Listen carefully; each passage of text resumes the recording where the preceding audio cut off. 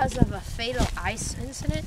Right over there, there's the path that I was riding, and that was all wet, icy, and I hit it, and I slid, and now there's no grip on my hands. I ripped it all off.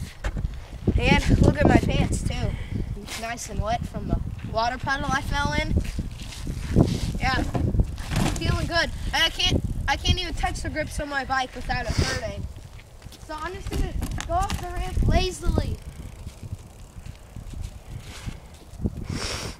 I'm gonna go off the ramp now, Leslie. Ouch! Ouch!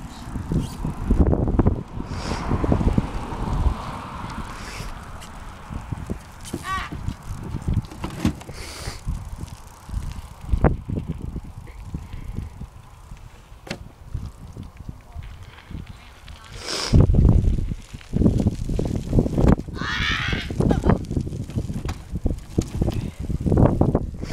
Last time, and then I'm gonna go through the path that wide out on. Alright. There. I was turning while pedaling through the ice. Hey, this is the farthest I've gone.